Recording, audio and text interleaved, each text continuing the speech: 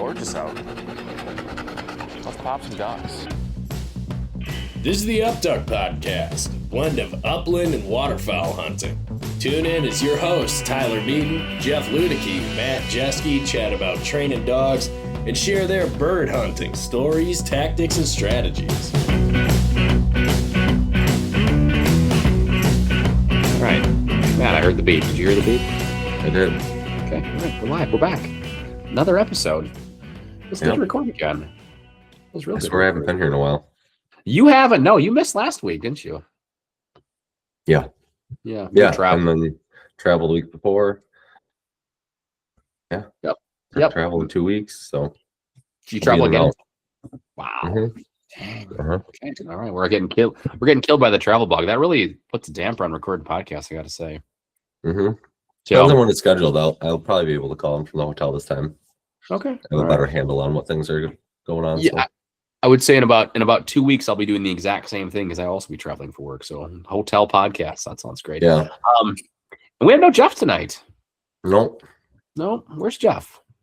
I have a cold, but I'd rather have this than what Jeff has. So Yeah. I imagine he might be laying on the floor of his bathroom by the toilet right now. yeah. Yes. Or just has a giant bucket laying next to his bed or couch or wherever. Yep. Wherever he's posted up at, because his poor family has the stomach bug running through the household, and that I get the heebie-jeebies thinking about that. Anyway, we're gonna talk about dogs tonight. We talked about dogs last week with our guests last week. We're gonna talk about dogs again tonight. We have two guests on, Brian Rollison and Reid Parrish. They are from an organization called Hero to the Line, which, if you have not heard of it, it's a really cool organization. I think you're gonna like learning about it. If you have heard about it, we get to learn a little bit more about some of the things they're working on. So, Brian, Reid, welcome to the Upduck Podcast. Howdy. What's going on, everybody? Chum, out here living the dream. What you guys? That's all you can do every day. That's right. Do your That's best. right. That's right. So, all right, we're going to talk about Hero to Line, right? We're going to get into that. But we want to know, I should say, just a little bit about you guys. So why don't you give some background? Brian, you can go first, right? Where are you located now? Like, where'd you grow up? What do you do? Just give us some background information on yourself. Yeah, so I am currently stationed at Fort Hood, Texas, live in Copper's Cove, which is about 20 minutes west of base. I'm an armor officer, so tanks, Bradleys, that kind of stuff. Been doing that for the past 3.5, almost 4 years. It'll be 4 years in May. That's when I'll pin captain, and then moved back to Fort Benning, Georgia. But I grew up in the great state of Virginia, on the East Coast. Started hunting when I was about 12 years old. Started on doves with my dad and my godfather, and that kind of grew into staying on feathers. And I started duck hunting, mostly really goose hunting in like the fields in or around Richmond, over corn. And then started going by myself in high school, shooting wood ducks on the Chickahominy River. And I went to college at Virginia Military Institute in the Blue Ridge Mountains, and I started going by myself. I was the I was the president of the Ducks Unlimited Club there, which was kind of like the hunting club, so to speak, which was really cool because, you know, military schools, West Point, Navy, like they force you to go to like basketball games and football games and stuff like that. But since we were a club and we were representing the school, we were able to sign out on permit and go hunting instead of going and sit in the rain and watching, you know, our absolutely awful football team get beat for the 8th time in a row that season or whatever. Then went to Georgia for armor school. Learned how to be an armor lieutenant, a tank commander, which is a super cool job. And, hunting wood ducks and stuff there in Georgia. And then moved here, was deployed. Really, I was on rotation in Poland for about 8 months, and I was a NATO liaison officer there.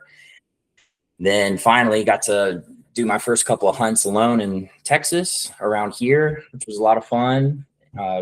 Shot my first widgeon, shot my first blue-wing teal, which we don't really see on the East Coast flyway.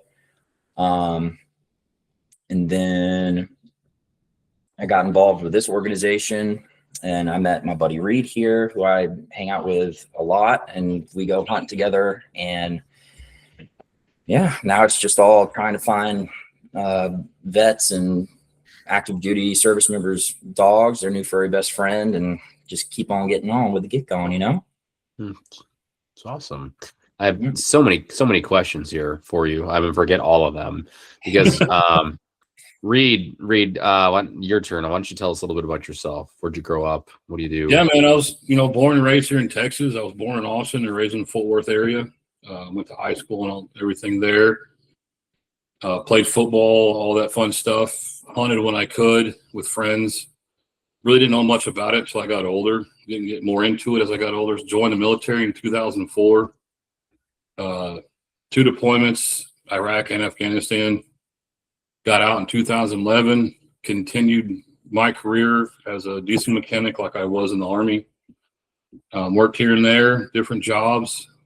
And then this last September, my wife and I were able to put things in place to where I could fully walk away from regular job and guide full time and, do my passion as a job. Last March, at our event, I met Brian. Brian was already the VP of the organization of Here at the Line. I just purchased a brand new puppy from our trainer and breeder there in Huntsville. And Craig, our president, said he needed help with sponsorships and partnerships. And I said, dude, I can talk to anybody. I'm not afraid to pick up a phone and make phone calls. And one thing led to another. I was able to get Waze Energy on board, which stands for We Appreciate Your Service and Sacrifice. Check them out. Their energy drinks are amazing. I was able to get them. I got Black Rifle on board. And we got a few others on board. So it's been a grind. It's been a lot of work, but we've enjoyed it. Me and Brian do hunt a lot together. This weekend, he's come with me to go shoot a bison. So pumped about that. And is that in Texas? Huh? Is that in Texas? Yeah. So I guide on a high fence ranch, exotic ranch near College Station. And we have a bison there, and I got to get a really price on it, so it'll fill the freezer. That's awesome. But we love doing this. It's really surreal when you give a recipient a puppy. Yeah. And the enjoyment that's on their face and what they take the journey with that puppy is that's the reward for us. Yeah. Even today, one of our vets, our applicants now, recipient, Jason Kleminski up in Minnesota, really up near you guys. He's a 4-year Army, 14-year Navy vet. He was a tank mechanic, and then he worked on F-18s, and now he's retired on disability and stuff. He just got his puppy today, really a couple hours ago, from Wolfden breeders up in Minnesota. So seeing the reaction and the biggest thing is hey, so excited. Got 2 or 3 days before I pick up my pup. I've gotten this, that, and the other. And the really cool thing about it is, not only being able to donate a dog to a veteran or active duty or Gold Star family, is being able to have the community to ask the questions hey, what's a good puppy bed, or what kind of food do you guys use? Sure. Or what are some kind of training tips for a dog that's a month to 6 months year old, and being able to have a bunch of different veterans specifically, but dog owners, right, that are able to help answer those questions as well. And you really create a community that's, not only in the state of Texas or the state of Minnesota, but it's where we're from, Alaska to Florida, New Jersey to Arizona. Sure. All of our applicants cover about 30 of the 50 states so far. That's awesome. So, okay, you guys have gotten there. Let's back up just a second here. So, first of all, thank you both for your service. Thank you. Yep. Yes. I would really like to know what an armor does, Brian, so we can talk about that offline. Like, you got to fill me in here. It sounds like a very interesting job. Oh, I could talk to you. Yeah. Well, we're gonna get to the dogs here, right? So you guys have gotten into a little, like, we started to segue into the dog stuff here. So, hero to the line. Like, what is hero to the line? Let's start with that. Good. So Go ahead, VP. So Hero to the Line, we're a nonprofit, a 501c based out of Texas, right? And our mission is we donate well-bred Labradors to active duty military, veterans, as well as Gold Star families. And our mission essentially is to get this group of people off the couch and doing something. So it'll help with the transition from active duty to civilian life, like keeping them on a regimented schedule, whether it's training the puppy for, retrieving for hunting, or to do an AKC hunt test, or we have one dog that is a certified search and rescue because its recipient is a volunteer firefighter. So making sure that they don't slow down and they're able to get out of their own head, get outside, and essentially it's also a segue to meet with a bigger group of people that have been through the same things that you have been through, whether it's combat deployments in Iraq, Afghanistan, or if it's the normal day-to-day military stuff where you're up at 5 and you don't get home until 6, 7, 8 o'clock at night or longer. And so that's really our mission, is being able to connect people, like-minded people, and be able to work through our demons, so to speak, by working these dogs to do what they were bred to do. Sure. That's great, right? And that's right. You're helping people who, right, they can come, like, the transition back to civilian life or normal life, right, is right. That can be a challenge, and dogs are the segue to help them with that transition, correct? Yeah. And when did Hero to the Line start? Was it 2020? Mm-hmm. Craig founded it in 2020. 2020. And then, like, talk about the growth. Like, how many dogs did you give away that year? Like, what does the growth look like? How does the process work? So I didn't come on board till last March. And I think Brian came on around the same time, right? So Hero to the Line started in 2020, and Craig is a well-known dog trainer. So, like, he trained dogs, and his best bud, Blue. Ooh. Yeah. Just really great dog. He's a Grand National. Yeah, I think so. Yeah, he's a Grand National AKC club. And so he helped Craig through a really tough time and basically created Hero to the Line. So 2020, obviously COVID happened, and that kind of set back a little bit of our growth a little bit. Yeah. But from me, so I didn't find Hero to the Line until 2023. I was sitting in the middle of nowhere, Poland, on a tank range on my phone, which wasn't really supposed to do, but I was scrolling through Facebook, and I found Hero to the Line, and I was like, yeah, I'll apply. Like, sure, why not? And the rest of the rotation went. I got home. My fiance, Ellie, she was about to move to Texas with me from her nursing job in Northern Virginia. And it was about March. Again, I was on a Bradley range, wasn't really supposed to be on my phone.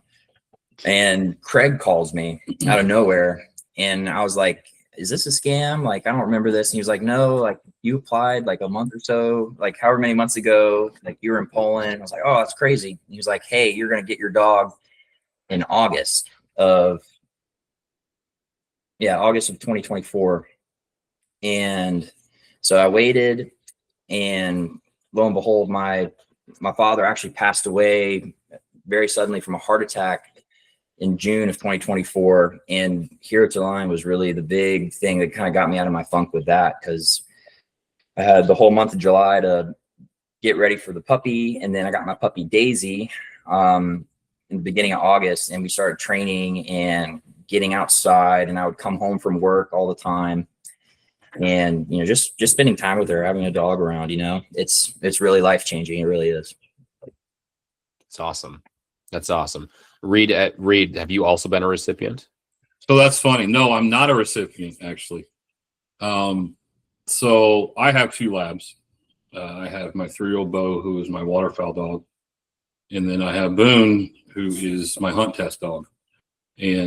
But I am not a recipient of a dog, which is funny to be part of this organization and obviously on the board of this organization and not be a recipient. So, which is fine. I have a passion to giving back to veterans and Gold Star members of active duty because I served. And I was in the past a part of another nonprofit, and it was a lot of fun. And so I got involved with this nonprofit last year and just been loving it ever since. And Craig's a good guy. All of our board, the whole board is great. We're like a family. And we fight like a family too. Yeah, we do. And I swear sometimes when he cameras on us, like watching us day to day when we're in our group chat or whatever, calling each other, it's funny what we say. That's just enjoyment for me, is helping out veterans and active duty and stuff, and also able to get other companies to sign on with us that have the same meaning and goals. And that's what I do, is make these phone calls all the time to other veteran-owned businesses or outdoor businesses or dog companies, and trying to get them on board and donate stuff, or if they want to come to the event, or if they want to send a donation. And the payment for me is giving a puppy away, getting a company or another organization to join us. And so it's a fun ride, and I just enjoy it. That's awesome. That's great. All right, Brian. So I want to go through the process with you a little bit, right? So you applied, right? And then you got a phone call a month later that you're going to get this dog, right? Right. You're gonna get this puppy. Yeah. So normally how it works, right, is we are 100% as of right now, right? We're still growing. We're 100% donated dogs. So okay. The breeders donate the puppies to us. So it can take anywhere from 6 months to, a year and a half for a breeder to finally be like, yeah, like we can give you guys a dog. But normally you apply, and I do all the application phone calls. So if you go to our website, hero2theline.org, and you apply, and somewhere down the line, you're going to get a phone call from me. I'm going to be honest, I haven't been really great lately because we're trying to get to Europe. My unit is right now, I'm still active duty lieutenant, and lieutenants are often the lowest man on the totem pole when it comes to the Army world. So then we add you. We have a Facebook Messenger group chat where everyone, board members, some of our breeders, some of our trainers, all of our applicants / recipients are in. And we add you in the group chat, so we're welcoming you to the family. So that's where you're able to ask questions about training, feeding the dog, do's and don'ts of puppies, do's and don'ts of training for retrieving, hunt tests, CNI dogs. And then depending on where you are in the States and where the breeder works out, that's when you get your dog. So like, for example, today when Jason got his dog, we just got a phone call from Wolf Den Breeders, who's kind of a friend of the organization's, friends of Craig, really. It was like, hey, we have a puppy, ready to go. And so we go through our trackers and you're like, hey, like these guys are in Minnesota, these people are still waiting on a dog, and these people have been on the list the longest. That's what we try and do most of the time. And then Craig normally calls them before they actually receive the puppy and lays out our bylaws, and we have them sign all the paperwork and stuff like that. And then, you get your dog and you start training it for whatever you want to train for. Most of our recipients / applicants, they want a buddy to hunt with them, go pick up a bird, create memories that kind of way. But then we also have some really badass applicants that get really badass dogs, and they train really badass dogs, and they end up going to a hunt test and getting their started, their seasoned, they're finished, and then their grand national champion ribbons. That's awesome. Mm-hmm. That's great. It's so I love like the premise of the organization and what you guys are building here, right? I think that like there's a great purpose to it. Does after a recipient receives the puppy, do you guys provide like any support for like the food bills, the vet bills, any of that type of stuff? Or is once the puppy is in the new owner's hands, is it their full responsibility? So it is basically, it's their full responsibility, right? So Yeah. Me as a recipient, I still pay for the food. I pay for the vet bills and stuff like that. So the deal is like we're donating the dog, but here to the line, specifically our president, Craig, like he owns the breeding rights. Okay. So that way a recipient can't, take the dog and breed it and make money on his own, or, X, Y, and Z. And then, we also just want to make sure the dog's not neglected, abused, that Right. kind of stuff. So we try and keep in touch with everybody and make sure the dog's doing good. We ask for annual vet notes to make sure the dog's still in good health. But no, the dog is the recipient's full responsibility. But that is kind of the cool part, because it's ownership, right? So it's still getting that veteran, that active duty Gold Star family, that sense of responsibility to keep them moving. And not only that, but keep them part of the organization as well. So if they ever have any questions or they're worried about something, I can't tell you how many times me personally, and also because my fiance is kind of a worry when it comes to our animals too, is like, hey, does this look weird on my dog? And it's like, a heat rash, and oh no, it's fine. Or like, hey, like, does this look funny? Like, is this supposed to look like that? Are we supposed to see his ribs? Is he supposed to be this fat? Like, that kind of stuff. Like the normal conversations that Yeah. I'm sure. The normal conversations that you would have with, your friendly dog owner that lives down the street. But you're talking to a guy in Arkansas when you're, stationed in North Dakota or something. Got it. Matt, you have those conversations with Kelly, correct? Yeah. Yeah. Ren has this thing on her ear. I don't know what it is. Yeah. It's What's that bump? Yeah. What is that bump? Yeah. What is that bump? I don't know. Yeah. I don't know. I have no idea. My fiance is a labor and delivery nurse, so she shuts off afterwards. Like, hey, he's like, does this look funny? Like, nope, not at work. Not getting paid to diagnose or help anything right now. Try again later. That's great. That's awesome. And then, right, you mentioned like an event you guys do. What is the event you guys do, right? Because Reid, you're trying to gather sponsors for that event, correct? Correct. We call it a PCS Fest, Dash for Cash. And it's what it's for. It's a non-sanctioned event here in Huntsville, Texas, at one of our breeders and trainers facility. And if you want to enter your dog, and depending on the level you want to enter, started, seasoned, or finished, you pay an entry fee. And it's a timed event. So if you say you enter your dog and start, and it runs the fastest time for the weekend, you get a payout and it's a payout first through third place in each event. Because as a nonprofit, we can't keep any of the money. Yeah. So it goes back to people who have entered their dog, and if they win, if they place, they get paid upon the placement, which is really neat. And this year, we're having vendors. We're having a chapter from Houston, Delta Waterfowl chapter from Houston, come in. We're having a couple more nonprofits come and set up booths and raffle stuff off. I think we're going to have a shotgun. I know we're going to have a grill that the Fallen Outdoors, they're a nonprofit. They're making a grill. And then I can't think of everybody who's coming. I have a flyer somewhere, but it's going to be probably one of the biggest event we've had in 3 years that we've done it now. Yeah. So we're super excited. and we're looking at 60 to 70 people being there. It's awesome. And not everyone else is going to run dogs, but there's going to be just a lot of people watching. Do you have to be a veteran to show up? No, you do not. Okay. Nope. It's open to anyone that wants to come. How do folks get signed up? Like, how do they enter? Like, what are the dates again?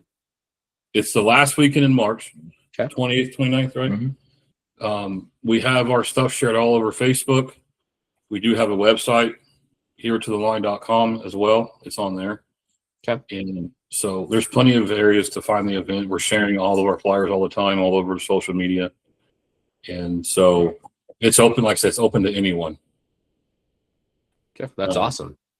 Yeah. Yeah. Last year we had 30, Mm-hmm. 40 people. It's like Brian said earlier, we're a smaller type of nonprofit compared to all these other ones that have been around a whole lot longer, which is fine. And we're slowly growing it. And,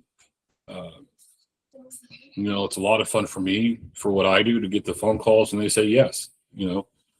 Obviously I go through a bunch of no's, but it's part of the job. So yeah, it's for sure. It's all worth it for sure. For sure. If it was closer, I would show up. I would love to. I've got a very fast dog. I would love to enter. You can still fly down. It's okay. Let's say drive down. We've had people from Oklahoma, Arkansas, and I think our farthest one was Indiana or North Carolina that came in for last year's one. And like the biggest reason why we do it is, obviously giving back and, raising a couple of funds so that we can keep going for the next annual year too. But it's really cool because that's like the first actual like dog competition that some of the new applicants, new recipients get to experience, because not everyone's going to go to a hunt test for the first time and, see what all the weird dog people do. So it's really cool because it kind of reignites their passion for competition, so seeing all these guys who are vets who have received their puppy from Hero to the Line and having gone through that training and then being able to come to Huntsville in March and watching them run and having them compete for a cash prize, which is super cool. Who doesn't want an extra case of beer on the weekend or something like that? Like I'm running my dog for the first time, so we'll see how she does. And the caveat with what Brian is saying is it's really neat too to have recipients there, and we are able to show these recipients of what these dogs are capable of doing, whether it's a whistle sit, whether it's a hand cast, whether it's retrieving in the water.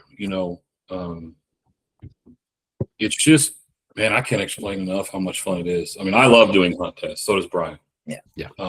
Like I'm pumped for my pup. He just turned 1 in January, and we're getting ready for a season test. And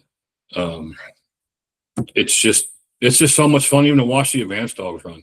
And it's crazy to think that you can train a dog when you blow a whistle and that thing's running at 60 miles an hour, and that thing just whips around and sits and looks at you and waits for a cast.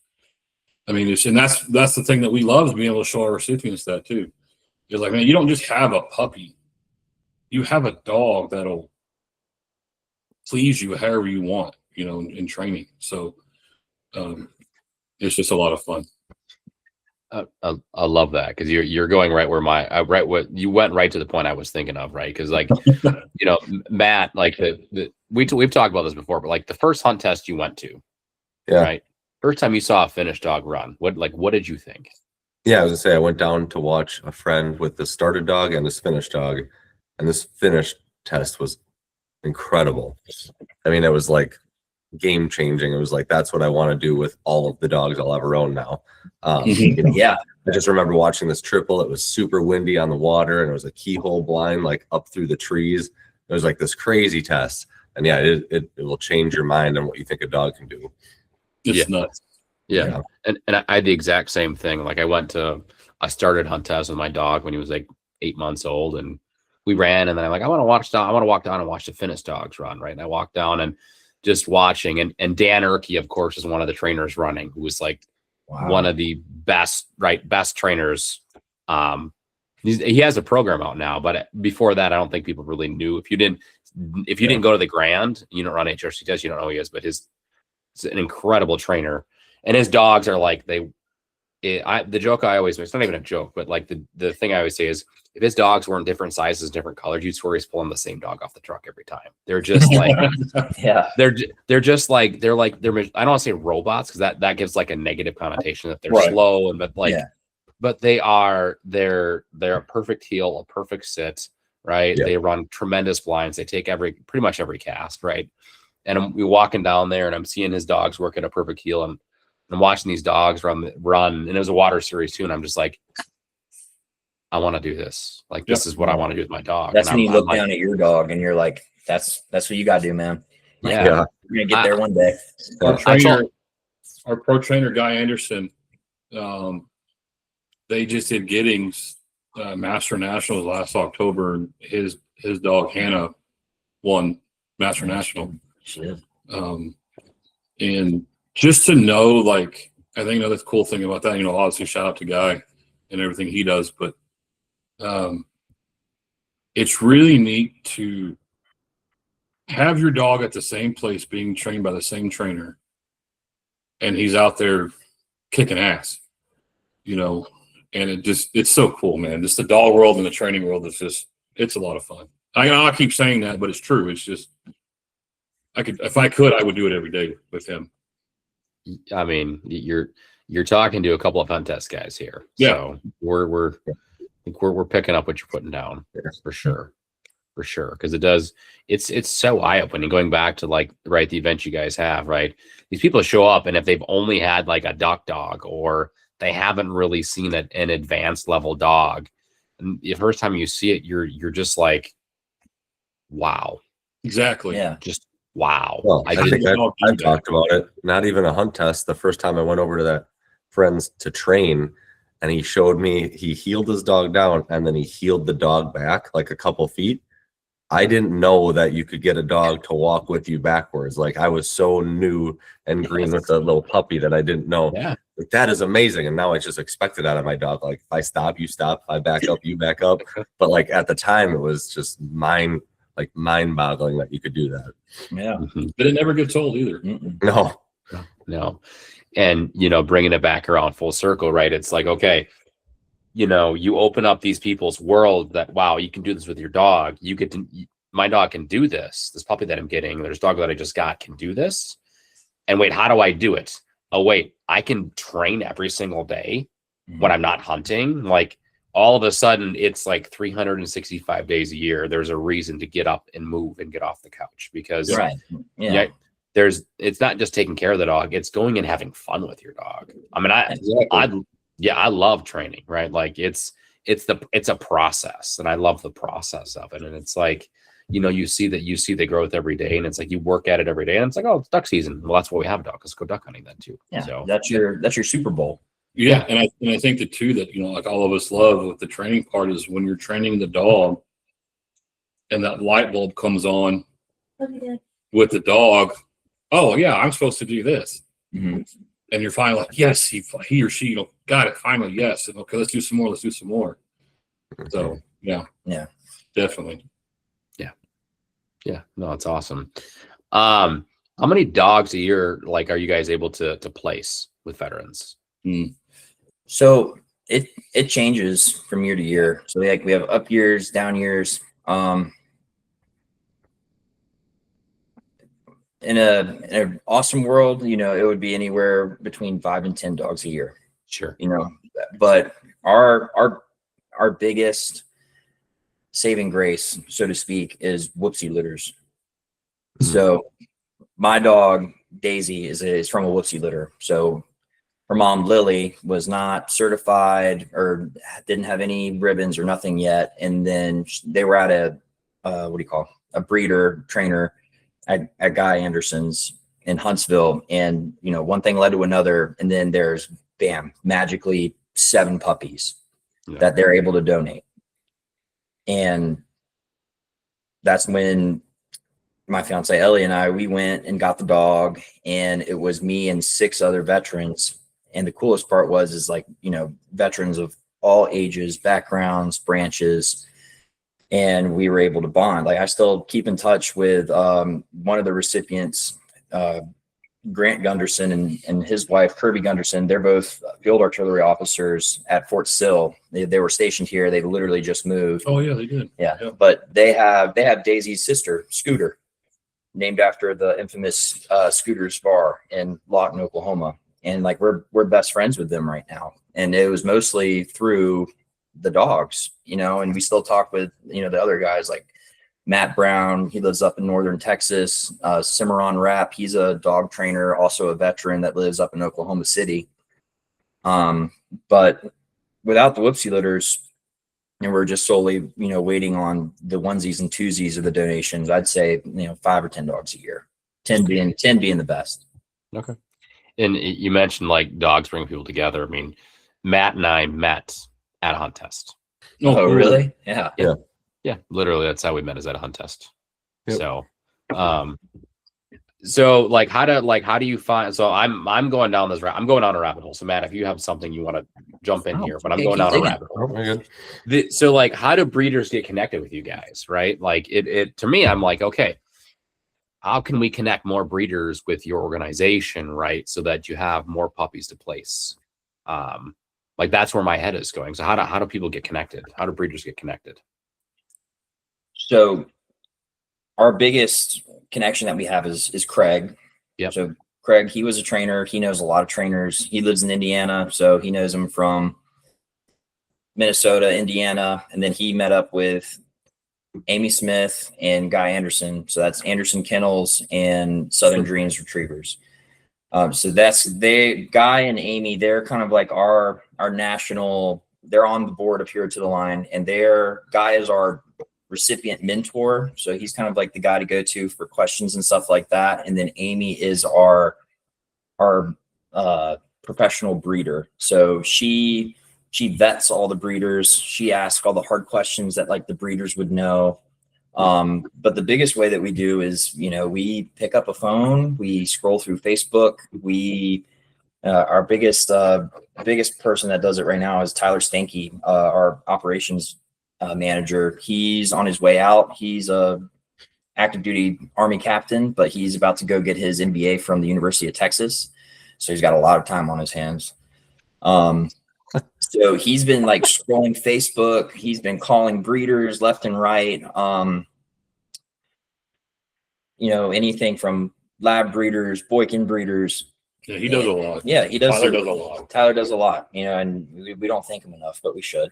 And so it's literally, 1 or 2 out of every 10 that we contact, we finally get someone to bite and be like, this is a really cool organization. We love what you're doing. My uncle was a veteran or something, and he really could have used something like this. So we're going to give you, one of our puppies. So that's really what we rely on. Now, as we grow and we start, getting a couple more donations and a little bit more money in our pocket, so to speak, that we're able to use. We've been talking about, buying the dogs ourselves and being able to donate them, or, buying a female dog and getting her Grand National or somewhere down the line and breeding her out for 1 or 2 litters and then retiring her as a Hero to the Line dog.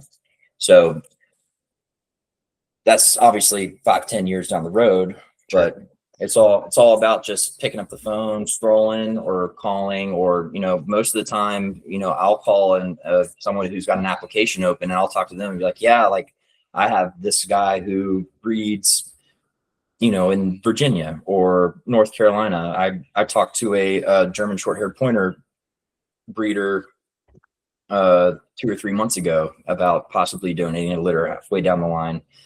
So it's just really just kind of calling and hoping for the best. Okay. Oh, I was going to ask about pointers. Like, do you guys, are pointers on the table at all? Because that's a whole nother ball game. I mean, Yeah.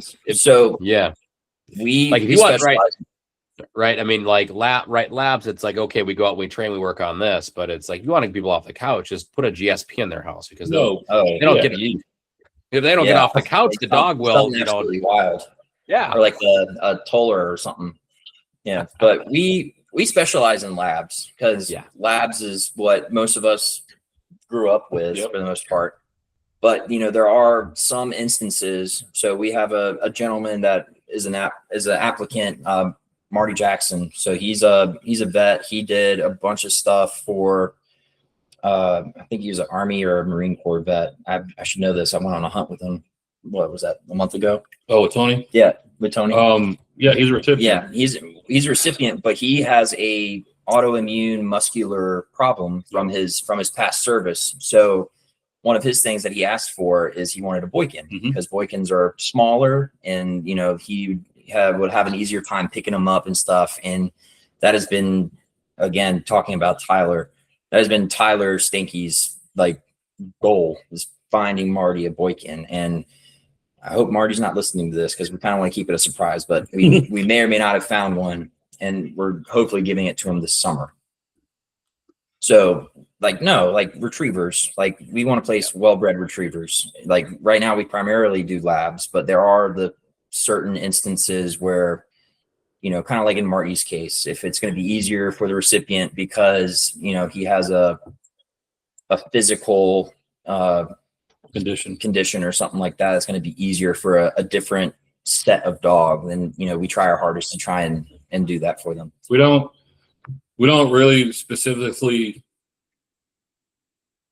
take orders. Not that look outside of Labradors. Yeah. But if there's a special request, we will do everything we can to get that certain breed to that recipient. Right. Would you take a golden? Oh, I would. Yeah. I want one. Okay. You have one? Okay. I don't, but I know a guy who breeds really nice goldens. I love how goofy they are. This is true. Yeah. Yes. Just Fit right into my family. Yeah. it's just. I mean, he fits in, and he's special. Yeah. There's I mean, the goldens they're a different breed. They definitely are. They're quirky. They are quirky. But they're great. Yeah. They're so much fun. They are. Yeah. I mean, they all are.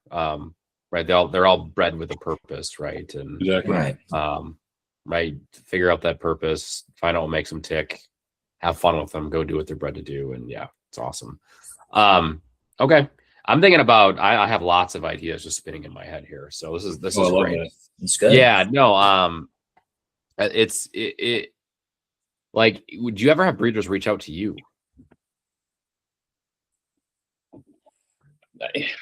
Not I don't think so. Not really, because, and you're I guess you're a breeder too. So No, wait. No. Time No? out. Okay. Time out. Back the truck up here, okay? This is know a a breeder. first. I know a bunch of breeders. So I mean, So does Matt, but this is a first for me. Okay. Okay. well, we know how the game works is, depending on the breeding and the bloodlines of how expensive puppies can be. Yes. So it's hard to say that you're going to have a breeder call a nonprofit. Oh, hey, by the way, I just had a litter of 10 pups and I'm going to send you 2 of them. right. Sure. It's more of us having to reach out to breeders and saying, hey, do you have the means and willing to donate to this organization for this cause? That's why it's really vital having like Amy Smith, our national breeder person, right? And Craig, like they understand the dog world, and these puppies, right, from these awesome bloodlines, like they come from, Grand National, like whatever, but they cost money. They're also people's livelihood. Like my godfather's father, he was a Grand National champion with his dog Google, and he had 11 puppies and he sold them for like $5,000 a pop. And that was his hobby, So, but if people are living off of these puppies and selling these puppies and training the puppies to, whatever, like it's really hard to be like, hey, are you willing to give up, anywhere from, 15 to $3,500, off of this litter. Yeah. So most of the time is kind of like I said earlier, it's just like seeing what the breeders are capable of, having that personal / professional relationship with them, and then really just kind of like relying on the whoopsie litters. Okay, it's good. No, I mean, I think like I love what you guys are doing, and it's like I want to help. So I'm like digging into all the whys. And, No, we'll take whatever help we can get, man. Yeah. We're about Right, to have, not we, but Amy's about to have a litter. She bred to 2-time SRS champion Rip. And those dogs are going to be full hot. Yeah. So I'm excited to see what those puppies do, Yeah, for sure. All right, Matt, what do you got here? Any questions for? No. I don't think so. Okay. I want to just ask about like Reid, just taking this way off course here, but you have a duck dog and a hunt test dog. Why do you have them separated in that manner? Okay, so when I got Bo as a puppy, who's now my 3-year-old Chocolate, he's my waterfowl dog. Okay. I knew nothing about hunt tests. Okay. So when he was trained to retrieve birds, and Bo does have his started ribbons. Sure. They're hanging by his little plaque right there. And then I tried him in a season test. I mean, I should have waited, but it was last year, pretty much after duck season ended, within a month, and he went after the first bird that was thrown. Why? Because he's a duck dog. So I said, okay, let's back this up. And found out Amy was doing a great breeding, and decided, okay, I do want a test dog and I want a hunting dog. So that's when I bought my puppy, who just turned 1, to do hunt test. So in a way, I have kind of like the best of both worlds. Yeah. So Okay. All right. No, that was good. You said that earlier, and I was like, okay, focus. I need to ask this question. All right, sorry to take us off the rails there. What do we miss anything with your line? Anything we miss with you guys with that, with your organization?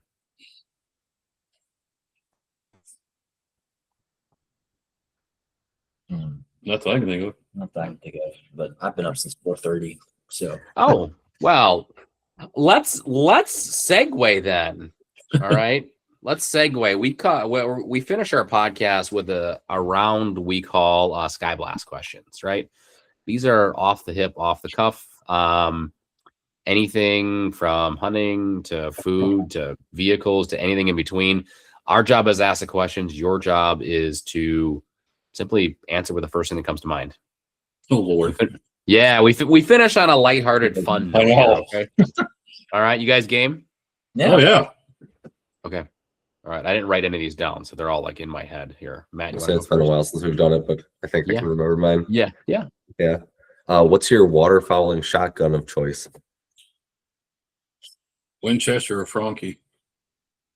Benelli M2, because it was my dad's. There you go.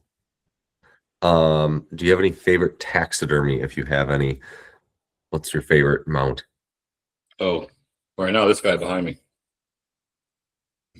I have a bull of a wood duck drake that is still at my parents' house that I need to get, but it was the first wood duck that I shot in my hometown behind my buddy Nazim Goatee's neighborhood.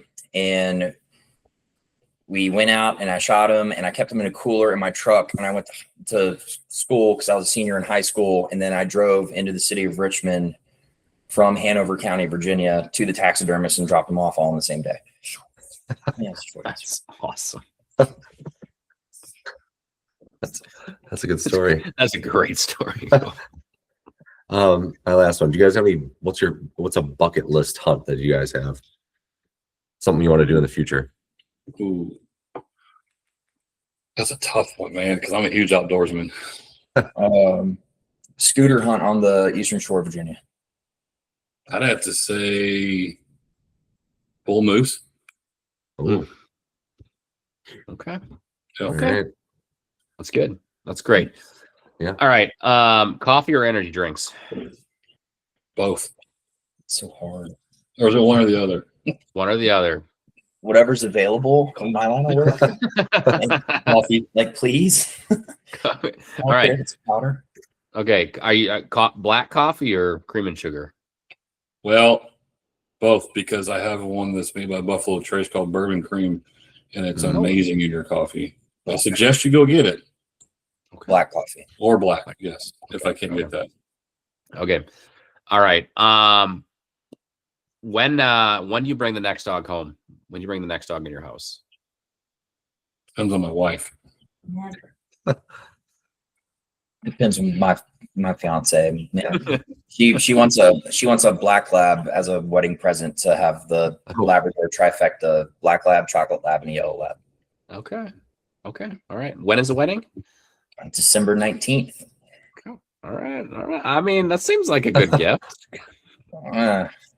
I mean, once you got two, it's all over with anyway. What's Yeah, that's good. That's a good point.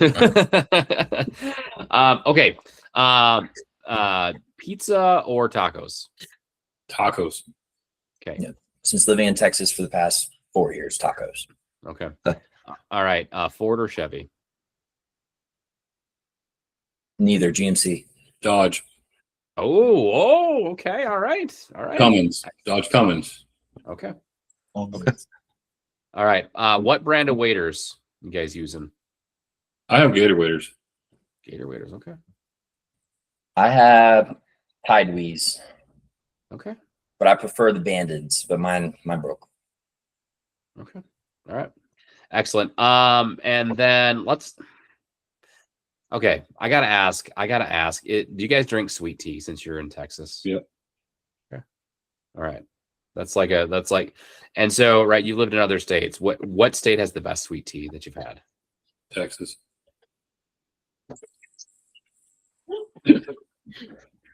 Uh, Come on, Virginia boy. I'd have to say the Inn at the University of North Carolina at Chapel Hill. Really? Okay. Okay. Excellent. I got to finish with I got to wrap up with a good one here. Okay. But I don't really have a great one. So, all right. What is your duck blind snack of choice? This is the last one. Ooh. Christmas tree cakes. That Yeah, or Little beef Debbie, jerky. Little Debbie's Christmas tree cakes. Okay. And beef jerky. And beef jerky. Okay. I'm done with that. Excellent. Excellent. All right. Brian Reid, that's it for our lightning round, aka Sky Blast questions. Before we go, though, right, plug some more information, right? Website, social media, anything else about Hero to Line, anything about yourselves. If you want to plug your own personal stuff too, do that. But give all that information, and then I'll hit the stop record button. Please visit us at hero2theline.org. That's number 2. It has all of our information for our PCS Dash for Cash. That's happening the 28th through the 29th of March. Come see us in Huntsville, Texas. And then please, if you're a breeder, please reach out to us. If you are a military veteran or active duty or a Gold Star family, please reach out to us as well if you're willing to sign up to get your new furry best friend. Personally, for me, if you guys are looking to come on a great hunt, check us out on Facebook at Autumn Lake Outfitters in Caldwell, Texas. We will definitely take care of you and your family, your wives, kids. Bring anybody you want. They're always invited. And we have anything from almost any exotic you want to trophy whitetail. And give us a shout. So thank you. Yeah. Raw Virginia Mill and Beat Citadel. Perfect. That's a great way to wrap up, gentlemen. Thank you so much for hopping on here. I'll try to link some information in the show notes. For our listeners, thanks for tuning in for another week's episode. We'll plan to see you guys all next week. Peace. Thank you. Thank you.